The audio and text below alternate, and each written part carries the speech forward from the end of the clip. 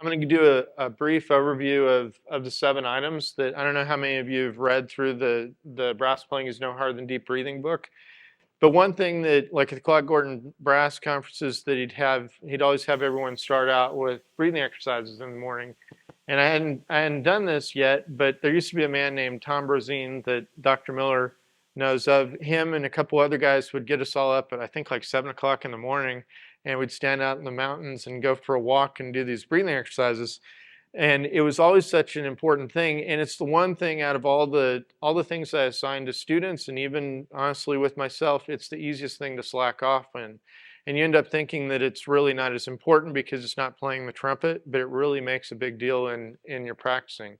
So let's start off, and I'll explain what it is, and we'll stand up and do some, and then I'll go through some of the items and explain how it all works. So there are 2 breathing exercises that we do. One, let's all stand up together.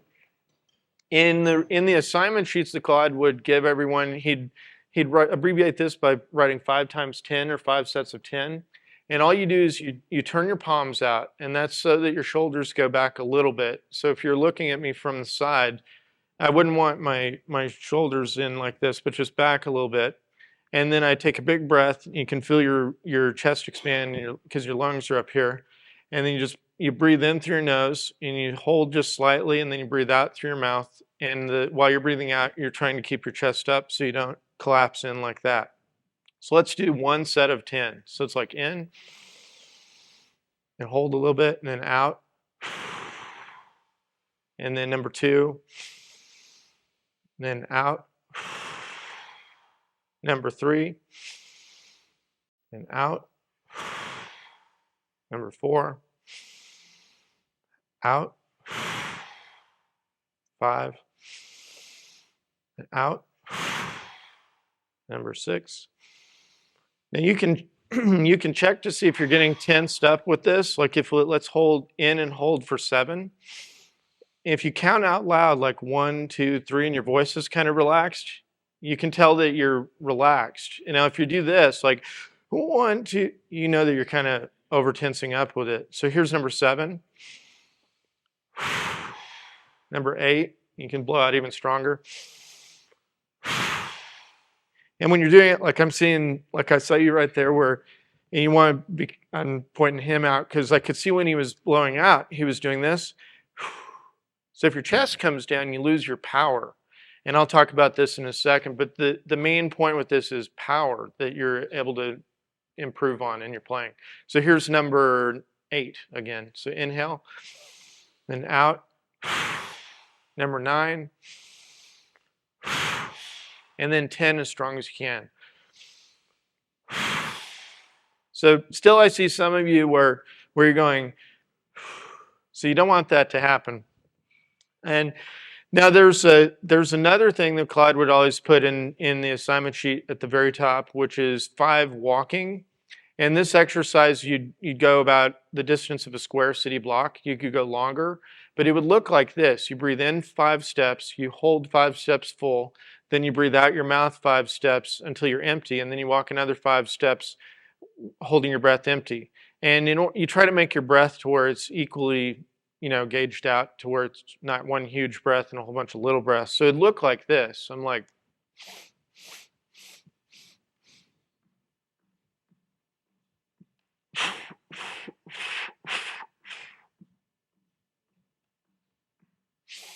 and so on. And you just repeat this pattern. So let's just do like a couple sets of that. So here's starting off. I'll count 1, 2, 3, 4, and we'll start. 1, 2, 3, 4.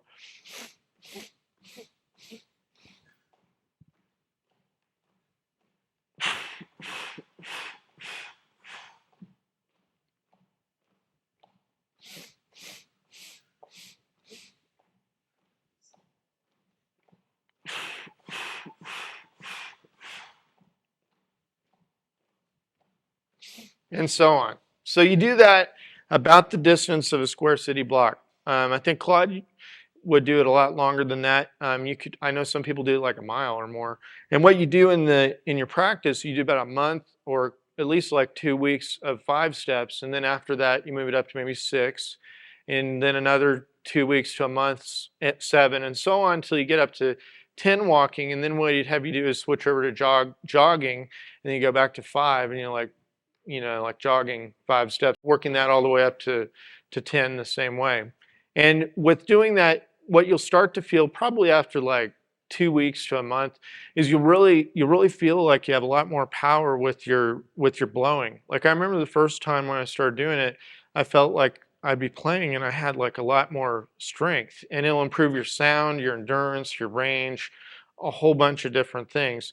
And like I was saying, it's one of these things where you think it doesn't matter, and then if you slack off on it for a little bit and then you start doing it again, you'll be like, wow, why did I stop doing that? So it's such a big deal. Okay, now you can sit down through the rest of the stuff. So this gets into the thing that you think about when you're doing this is big breath, chest up. Now Dr. Miller is going to go into a lot more detail about this, but one of the things that I think was so cool about Claude's teaching is he had a knack of being able to take everything and break it down in just a few things that are important, so you didn't have to get your mind too occupied about how everything works. Like you probably heard the idea of like too much analysis causes paralysis. I know with myself and with some other students that want to be so analytical and want to know why about everything, it's so easy for us to get our mind onto trying to figure out, well, what do I do with this? What's my mouth doing? What's this? And your goal is to make it to where you can play the trumpet or any of the brass instruments and just make music. It's where you're not having to sit down there and analyze every single thing about it. But in your practice, you do have to break it down into parts. The other thing that's kind of unique about the way Claude taught is you'll have these 7 items that I'm going to cover in a second, and with them, you think about in your practice that you're trying to address each of these 7 items and isolate them, because you can't think of 7 things all at the same time and do them really well.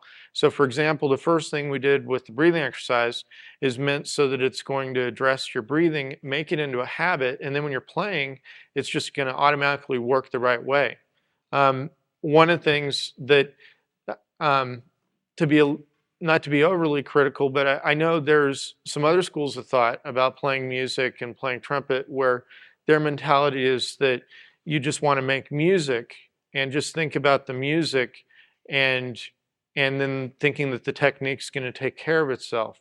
That's your goal. But for most people, including myself, I didn't just automatically pick up the trumpet and have everything start working the right way. So I had to practice to train things to work the right way, and that's how it's going to help most people. But realizing that your goal is to eventually get to where you just make music. And so that's where this is so helpful. His name is Philippe Schartz.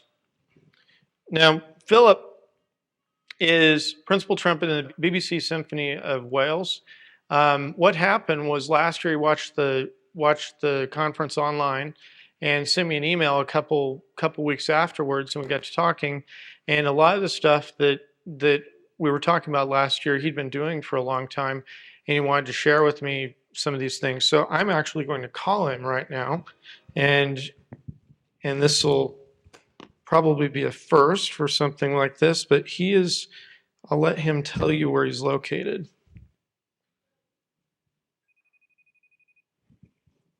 I'm going to hold the microphone up to this so you can hear it.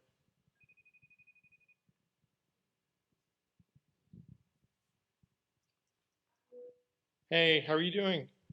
Hello, hi, Jeff. How are you? Good to see you. Now, can you get that in the camera? Okay. So you'll have to tell us, where are you right now? Okay, I'm in the Luxembourg Conservatory in the music school, and we're just about to start a rehearsal here with an orchestra. And I've been, traveling here today for European orchestra. But I've just been excited all day to speak to you. Well, tell us a little bit about how we came to meet and some of the stuff that we talked about originally about the Claude Gordon teachings that are kind of unique and that have kind of helped you out. Yeah. Well, I think, as you remember, we met talking on the internet like this, not on FaceTime, but with another company. And it was amazing because I've been sort of like using the Claude Gordon method for a long time. And I've looked you up. I wanted to get to know you. I wanted to sort of like talk to you just to, just really check out what you do, your views on Claude Gordon's techniques, on his teaching, on his principles. And we talked a couple of times on the internet, and I read all your articles. I looked at what you've written, and yeah, that's how we made contact. Now, I know some of the things that we teach are maybe a little bit controversial for some people, but like maybe explain to us, like you do K-tongue modified, which I'll explain what that is later, but it's a certain type of single tonguing. I remember we talked about you do that, and the idea of tongue level, and the idea that you don't breathe from the diaphragm. Those are all things that I think you'd encountered before, right? Yes, absolutely. I mean, the most important is that I think what Claude is talking about as well is that you play your instrument in the most natural way, and you don't do anything against your nature. And if you just look at the tongue to start with, the tongue is always flat at the bottom of the mouth. And if you whistle, the tongue goes naturally where it just needs to go. I don't know exactly how that works, but that's where the tongue just goes, and it stays somehow behind the bottom teeth. Now, as Claude says as well, it is not there for, it's not anchored, but it moves. And, you use the middle of the tongue, or sort of like 1.5 centimeters of the tongue to articulate. And it's very natural to do that. The same way with, you mentioned the sort of like tongue level. Well, yes, if you do the little experiment, you say ah, you try to keep your tongue in an R position, try to say E, it is not possible. And therefore, the tongue is one of the most important tools that we have in playing a brass instrument, because it really is so strong, and we need to use its power. I actually wrote a little article on that for my ARCM, for my teaching diploma at the Royal College of Music in London. And, I researched and researched, and suddenly it all made sense. When I got across Claude's book, it made sense because, yes, the tongue is so strong, and we need to use it in its most natural way. And the diaphragm, again, people just need to go and do their own research. What I tell my students is to go to your doctor, go to your physician, and ask how the breathing mechanism really works. Now, we all know that the diaphragm is one of the most important organs we have in order to start the breathing mechanism. But we also all know that the diaphragm is only a breathing in muscle. Air can only go into one place, and that is in your lungs. Around the lungs are the intercostal muscles, and those are the only muscles that make air move. But you need to find out for yourself. You need to research that. Because it's important that, you use your body, how it's functioning. And the diaphragm, unfortunately, is a very big misnomer again, or a big confusion, and still is today. Many people now really kind of like go and find out, and they sort of like know what the scientifically proven fact is, but the truth is that there's also many people that still don't know. One last question. You were telling me that a day or so when we talked that you'd changed some things in the way you practiced with having a routine now, and that you'd noticed a big difference in your playing, I think, with endurance. So maybe you can tell us kind of what has happened in your playing, and that's really significant, maybe what other people have noticed. Yep. I've been doing the Claude Gordon method for, I don't know, for 10, 15 years now, but only we call it very strictly, I'm on week 22 in Claude's book now, which is a systematic approach to daily trumpet practice. But obviously I've done quite a few weeks, a few times now, a couple of times, 3 times, 4 times, because I let it happen. When I feel that some progress has been made, I go on. But in the last 3 months, something like that, I feel that, first of all, I get up in the morning, I know what to do. I know that sounds a little bit naive, but us trumpet players, we're always looking for a wonder method. We're always looking for something that is really helping, to sort out a specific problem. But I know, because of Claude's program, what I have to do. Basically, I always start with the pedal tones. Then I always do the tongue level exercises. Then I always do, at the end of the day, the up and down, the study to go down and then up. And that has given me such consistency and strength that once I've done my routine, and the routine is only done once in the day, I am free to do whatever I want to play. Because with my family, with my children, I have to get up early to do that. And then I drive into the BBC, we have a rehearsal, we have a concert. But once I've done my routine, I am practically free and play. I can play whatever I want to play. So the routine is really very important. Great. Well, I think I'm going to say goodbye for now, and I know you got a rehearsal to go to, but I think just the ability to talk to you is pretty exciting. So I think the plan is that Philip is actually going to come here next year and maybe be one of the featured soloists. And I look forward to meeting you in person. That'd be fantastic. And Jeff, many, many congratulations. Have a wonderful brass camp. I'm really envious that I cannot be there. And you have a great time. And I will look it up on the internet as soon as I can see it on your webpage. Okay. Thanks a lot. Have a good day. Have a good time. Thank you. Bye. Bye.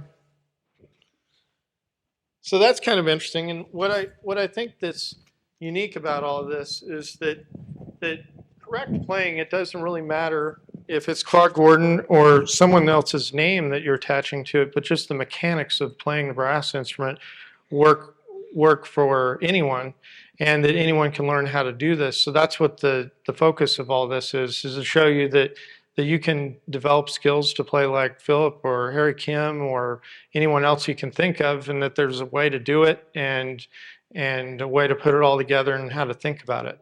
So with the 7 items, the idea behind this is that there isn't any one of them that's the only thing that's important. They all kind of work together.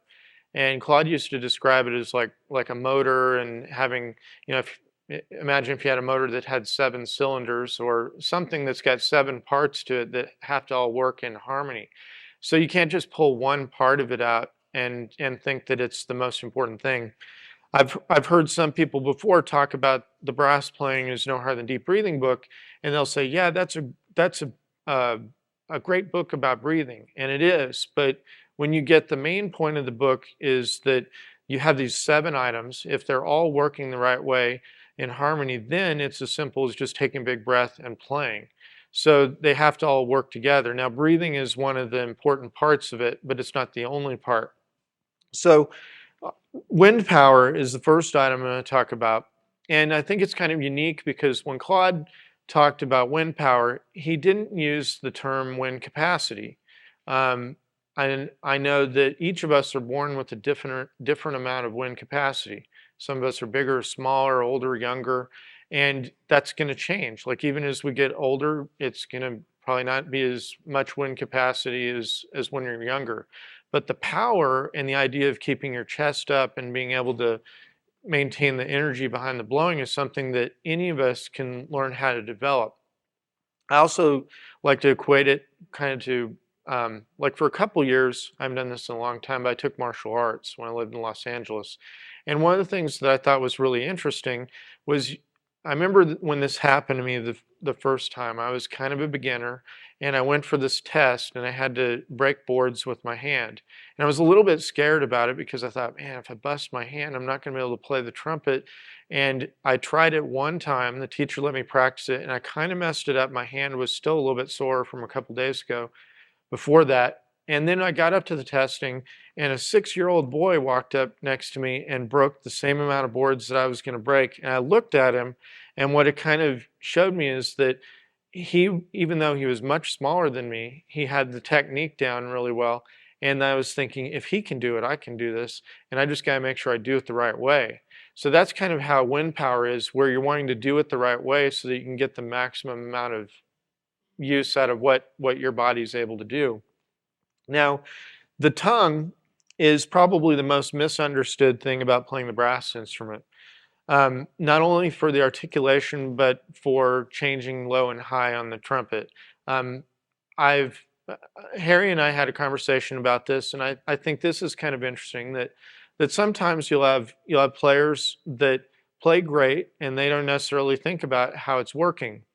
Now, Harry took from Claude for a number of years, and the whole idea about the tongue was something that he's in complete agreement with Claude, but we were having a conversation, and he said, I guess this thing about the tongue level is actually a pretty unique thing. And I know that with some of the people I've talked to before, there are different schools of thought where they think that your tongue should not move at all, to where it should just stay totally flat. Last year we had Dr. Amstutz, who you heard yesterday, did a presentation that showed video fluoroscopy of the tongue and some movies with how your tongue works when you're playing, and you could see it moving. Now, the thing that's kind of unique is that everyone's tongue moves in their mouth. Now, our mouth might be shaped different, but the whole idea about the tongue changing the velocity of the air and how that works, it's kind of a universal thing. You can't get away from it. There's nobody that plays without their tongue moving. Now, there's some people that don't know that it's moving, but it is. So the reason why it's an advantage to us knowing about it is because when we're practicing, if we're not falling into the knack of it working the right way, we got to be thinking about it when we're practicing certain exercises. And I'll explain about which kind of exercises in a little bit. Now, wind control is where you take this power that you build up and you learn how to tame it. One of the criticisms that I heard people say of Claude, like I went to school in the Los Angeles area, and I knew several people that had taken from Claude, and maybe just a short period of time, and then they'd stop. And sometimes Claude would get a bad rap because people would say that all he had people doing was playing loud and high. And there were some parts of the practice routine where you play louder and higher, but it wasn't all about that. It was like you had to learn how to control it, because if all we ever did in making music was just play loud and high, it wouldn't be something that people would want to listen to. So control involves several aspects. That's not only being able to play soft, but being able to play a lot of times one breath, or all sorts of different things involving the control of this wind power that you build up. So that's like one of the 7 items. Then what goes along with it is the fingers. The fingers in the hand position have to be working the right way because they kind of tie together with the wind control. And then the next one is the grip of the left hand. The grip of the left hand is important because some of the stuff you'll do with the fingers of the right hand, where you want to strike your valves hard and lift your fingers high, if you've got a bad grip with your left hand and it's not very stable, your horn's going to move around when you're trying to do that. So those two kind of go together. Then the muscles of the face, I'll kind of list these together. The muscles of the face, their function is to just kind of adjust and keep the lips vibrating. And the final one is the lips. Now, my slide there. My wife is an oboe player, and Claude used to make the analogy about how your lips are kind of like a double reed on an oboe. Now, I didn't really understand about all this until my wife and I were dating and eventually got married, and I actually went to several oboe reed making workshops with her just because I thought it was interesting. And there were things about making the oboe reeds that I never even thought about. Like, you've got these 2 pieces of wood and they have to vibrate.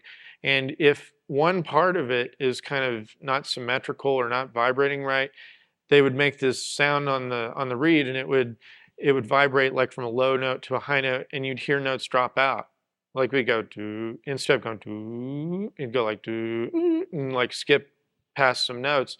Well, her goal, at least with this one workshop, was to make it to where it could just basically vibrate over the full range of the instrument and be able to play soft and loud. Some people, when they're making oboe reeds, this is kind of interesting, they would build them by trying to measure them and like figure how many tenths, I mean, this gets crazy, like hundredths of a millimeter, and these little gauges, and they'd think that if they measured it all out, it's going to work right. But really, if you just made it like that without thinking about the function of it, it wouldn't do its job. So this one workshop she went to, is the guy had this whole thing down where if you wanted to make it work this way, you take your knife and do all this stuff. But how it ties in with playing the trumpet is that our lips are kind of like that. So without getting too overly analytical about what your lips are doing, the Claude's thing was stressing that your mouthpiece needs to be 2/3 on your top lip because it's going to vibrate better that way. Now, if your lips vibrate freely over the range of the instrument, then all this stuff you're doing with the tongue is going to allow your lips to work the right way. And like Carl Linthe was talking about last night, trying to get people away from thinking about their lips too much, because I mean, it's really something that I think is innate in us, where we have a problem and we want to think, oh, something's not right with my lip, where 90% of the time it's going to be something not right with your air, whether it's the blowing or your tongue. And and of course, some of the times your lip, my mouthpiece might be in the wrong position or something where it can't vibrate, but it's never as important as the other things. Now, the goal of all this is to make it to where all the things work together and work easily. And I'm going to go into a little bit more detail out of the Clarke's Technical Studies book in the next lecture that I'm going to do. But I'm going to just demonstrate something from that. And there's a point that Clarke makes. This is out of Clarke's Technical Studies, study 9, and it's kind of hard to see right there, but that's like a 3-octave chromatic. And I'm just going to play this, and Clarke makes a statement in here that he plays this every day to kind of test if things are working easily. Now, it's not really meant to be like a range study as much as just kind of saying, hey, if these things are working right, I can play this and my playing feels pretty comfortable and I know that things are working right. So I'm going to just play it, and hopefully it looks reasonably easy for you, and then I'm going to explain a couple things.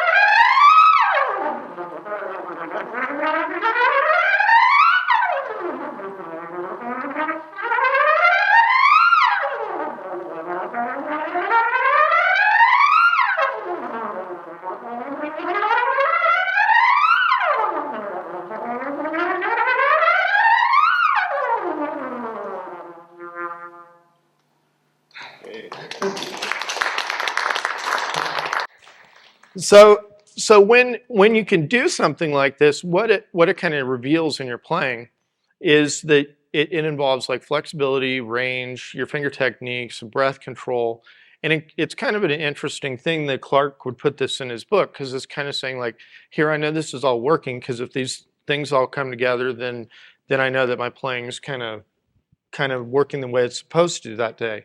And then at the start of lesson 9, there's a statement that he makes at the top of the page there. You can see that. I underlined it in red, where it says, no strain is necessary if played properly. Now, this was in the original text out of Clarke's Technical Studies. Now, when each of you signed in, you got a little booklet. And what I put in there was an article I wrote a couple years ago where I'm really frustrated that they still have not put the original text back in the Clarke's Technical Studies.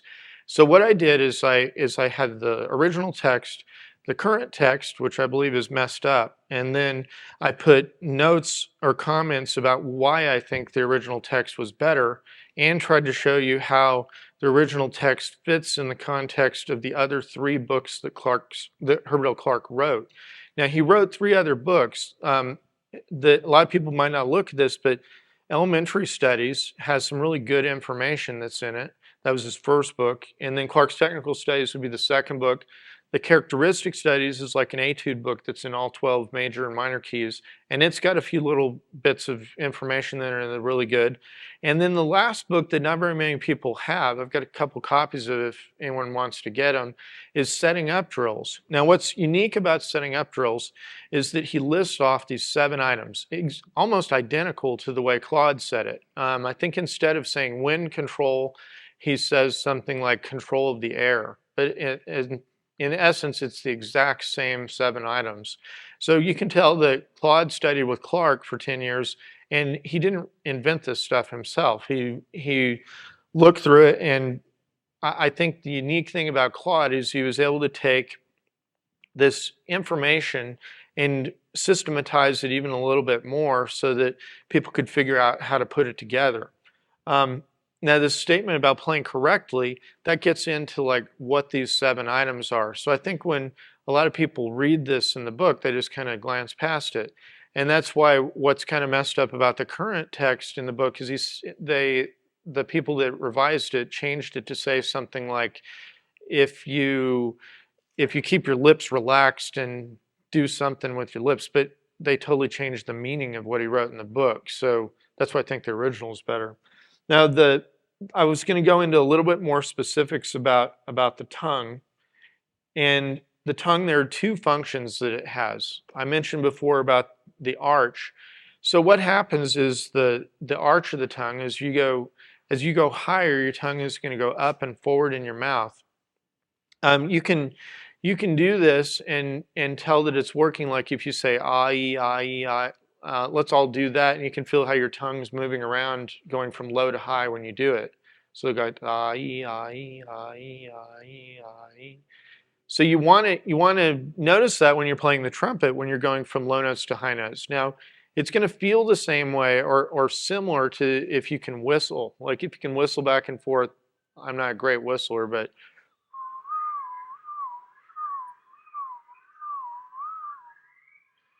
so what's happening is your tongue is changing the speed of the air and the direction of the air inside your mouth to make you whistle from a low note to a high note. It's working very similar to what happens when you're playing the trumpet. And Claude would take this idea even further with saying tongue level. Now, there are people out there that have talked about thinking E when you go higher, but the thing that I think is pretty revolutionary about this tongue level term or idea that he put out was that for every single note on your trumpet or on your instrument, there's a specific position for your tongue and your mouth. So when you're playing interval studies or lip flexibility exercises or whatever it might be, if you can feel where the tongue is for that, then you know that note has to come out. So it solves several things. You know that even if you're tired, you're not going to miss the note. Even if your lips don't feel good, you're not going to miss the note. So that's like such a significant thing. So then it eliminates worry. I know Harry was talking about not having fear when you're playing, and Carl was talking about the same thing. People have fear when they're unsure what's going to happen. Like if you know that your playing works a certain way and you practice a certain way and trained it by habit to work that way, sure, you might make mistakes once in a while, but you got to pick your instrument up. You're not fearful thinking, well, what if it stops working today? It's not, because the way it all works doesn't change from day to day. Then the articulation, this is one of the things that I think people really don't talk about very much. And Claude used this term K-tongue modified. I'm going to skip past let me play this.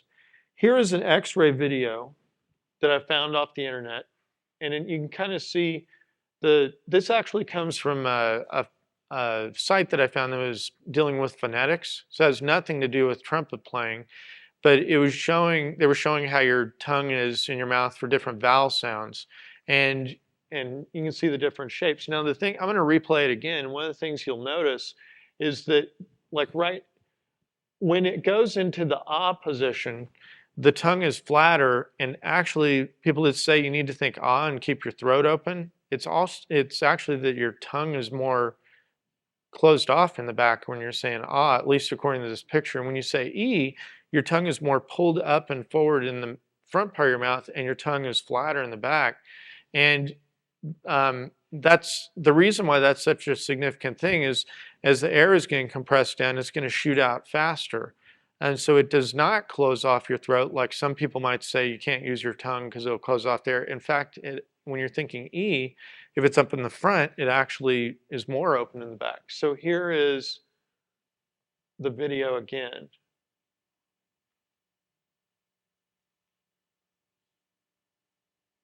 It should play again. I'm backing up the slide to let it play again.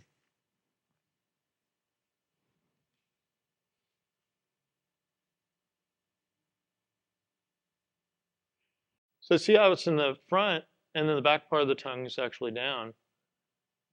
And so, and then, yeah, that's okay. Just leave it where it is.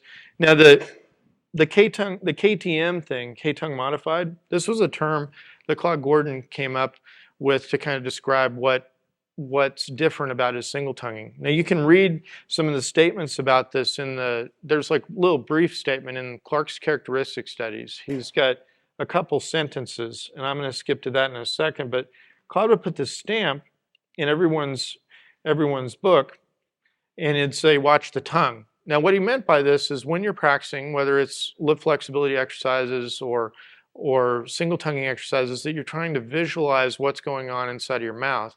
I remember one of the first lessons I had with him, he made a strange statement to me that I thought it was unusual, and I was walked away just kind of thinking, And he said something to the effect of watch your tongue, it'll teach you more than I can explain to you. And I was like, okay. And over the course of time when I took lessons, took about 10 years, there were things that would happen where you'd keep me on an exercise for a long period of time. And I remember coming back saying, hey, I feel like this thing is changing. My mouth feels different and my tongue feels like it's different. And he's like, yeah. Well, if I wouldn't have been paying attention to that, I wouldn't have learned kind of what made it work. And that's what this watch the tongue idea was all about. So it's just a thing to think about when you're playing the exercises, so you're not thinking about your lips as much as feeling what's going on with your tongue. Now, this next statement is the thing that comes out of the Clarke's characteristic studies. It's in the opening page of it, where it's like the introduction. It's towards It's towards the bottom of the page, and it says the tongue is never rigid and rests at the bottom of the mouth, the end pressed lightly against the lower teeth. I then produce the staccato by the center of the tongue, striking against the roof of the mouth. That's what K-tongue modified is. And the reason why it's important is that the arch of the tongue will actually be disrupted if you tongue the way that what I call conventional single tonguing, where your tip of your tongue goes up to your top teeth. Once that happens, then you don't have this arch in your tongue, and then you're not going to be able to play in the upper register. So what it does, it improves two things. You're going to maintain the arch of the tongue so that you can play accurately, and the tongue level thing's going to work. Your tongue also moves less so that you can single tongue faster. So there's one person I'm going to have get up here, Jeff Ward, and I'm going to have him demonstrate. Does anyone have a metronome?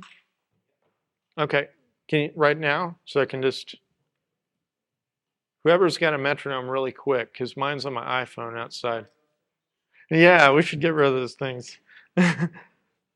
Oh, he's got one. Don't worry about it. Okay, so Jeff is a student of mine that I mean, you can tell a little bit about yourself. He's from Maryland, and like, how old are you? I'm 25. Okay.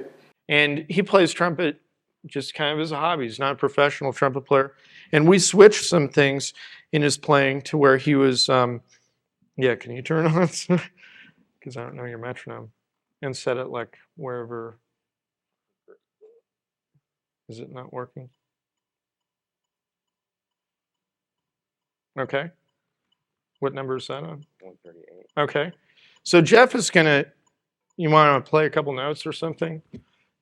Jeff has been working on this for about a month or so, and we switched his single tonguing, I don't know, maybe a year or so ago, and he used to tongue the other way with his tip on his top teeth, and I don't think he could ever single tongue this fast before. Well, this is 16ths at 138, and it comes from this page that's in the setting up drills that is right here. It's like a single tonguing exercise. So when you're ready, you can start that.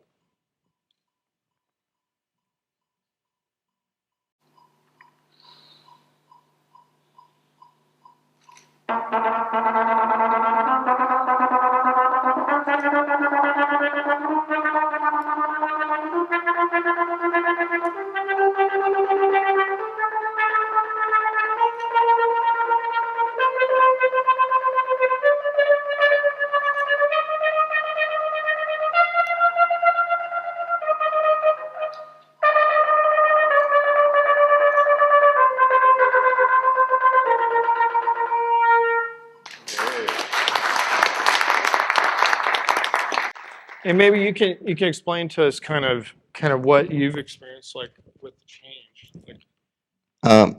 Whoa. So I guess when I used to tongue, because that's not normal anymore, I was tonguing the way Jeff was saying, where your tongue would the front of your tongue would just move a lot. And I didn't notice this before I started taking lessons and doing K-tongue modified. And just so you know, when you start K-tongue modified, it's going to be really awkward and unnatural, and you're going to tongue a lot slower. But I mean, you can see that you can fix that. Also, we did a lot of just normal K-tonguing, and I think that K-tonguing builds a lot of strength, and K-tongue modified does too. And as your tongue gets stronger, your range gets easier. It's kind of strange. You don't really think that that's like that would help at all or anything, but it does. And you're more accurate. You can pick notes out a lot easier because you're consistent when you tongue. Like before, my tonguing was like my tongue would move a lot and it would be inconsistent if I wanted to start on high C versus start on middle G or something. Who knows if I was going to hit the note or not. And oh, a weird thing is that for 22 years of my life, I could never whistle. But when I started doing K-tongue modified, I started being able to whistle. I don't know if that's related. That's weird. Yeah, it's kind of interesting just how all that works. Thanks a lot.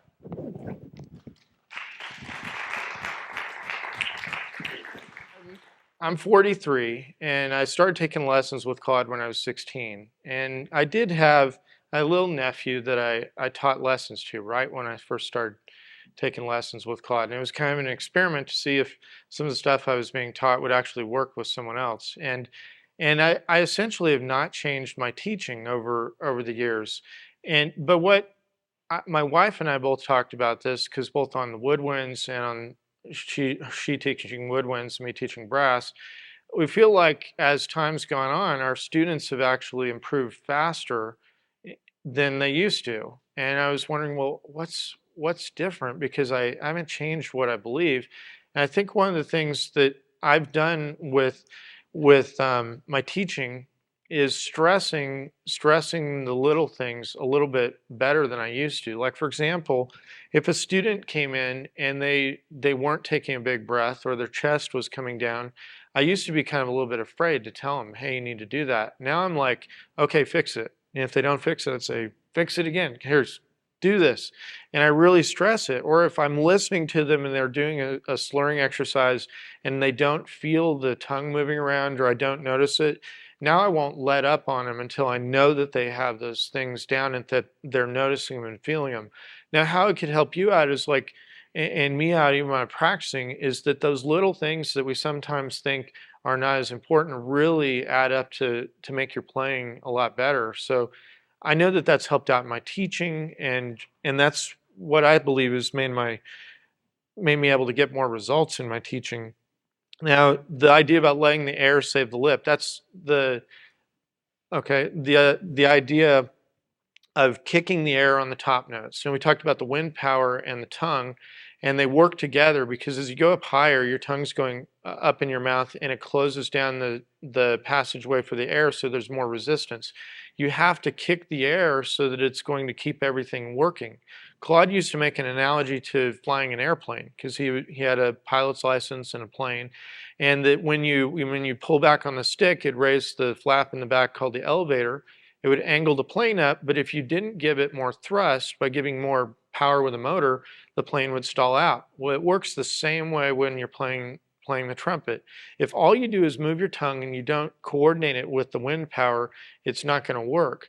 So when I was having beginner students just playing a simple exercise going like, something like this, like, and if they weren't kicking the air on the top note, and it wasn't coming out, I used to just kind of tolerate that. Where what I really wanted them to get was where this feel of the air just popping you to the top note like this. Because if you can feel that and coordinate that, you want it to be to where you can carry that over to the whole range of your trumpet. So it's like.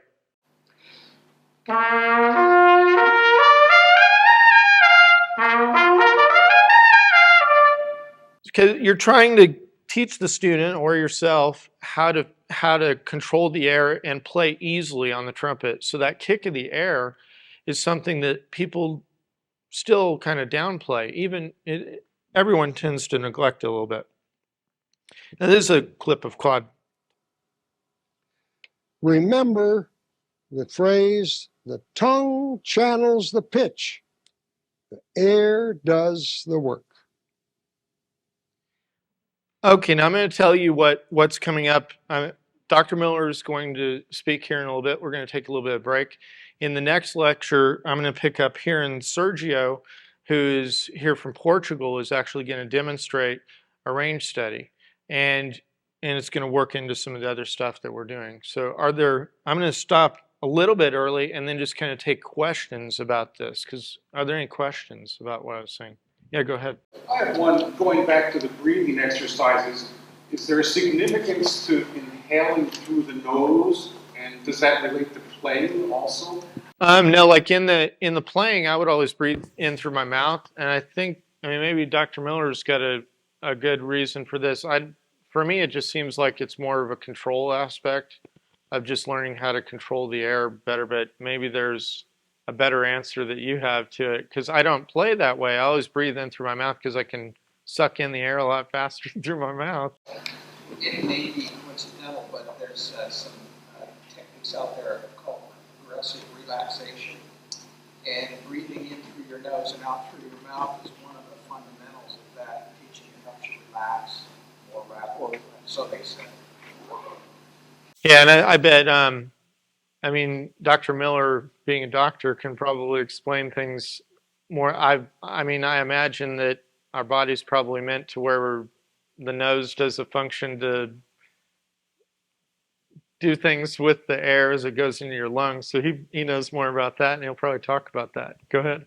Bruce always mentions to me the resistance that's added. When you breathe through the nose, it adds resistance that helps in the muscular development of the inhale. Yeah. Anything else? Oh, go ahead. When you talk about changing the tongue to strike the roof of the mouth, you talk about the front of the tongue striking the roof of the mouth. What part of the tongue?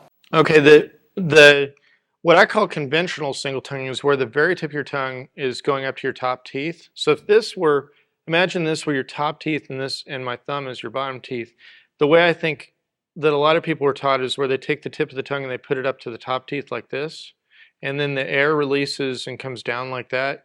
Where what Claude taught was that your tongue not pressed or anchored against there. Sometimes people misunderstand this, but your tongue kind of floats around here and your tongue moves forward and back like that, or like I think it was Carl who was saying a retrograde motion. Were you saying that, or someone was saying that? No. Well, anyway, your tongue, like in the Arbin book, the Arbin talks about the tongue moving in a retrograde motion, moving back and forth. Your tongue moves just slightly back. So the advantage of this is say this is your tongue and you are going up to a high note, your tongue can be arched and with the air sealed off before you even go to play the note, so that you can actually feel that you're going to hit the note before you release your tongue to let the air come out. You don't have to sit there and analyze it a whole lot, but you can actually feel it a lot better. Where the other way, if your tip of your tongue starts out up on the top teeth, it's got to drop down and then the arch has to fall into place in the right place. That's why you're going to miss notes, because the tongue is doing something more complicated. I'm going to stop at this point and then we can take some other questions in another time. And then we're going to have you can be thinking about this on Saturday, the 11 o'clock session. Dr. Miller and I are going to take open-ended questions about any of this kind of stuff. So let's take a break and I'll see you back here in about 15 minutes, 14 minutes. And visit the booths. Thank you.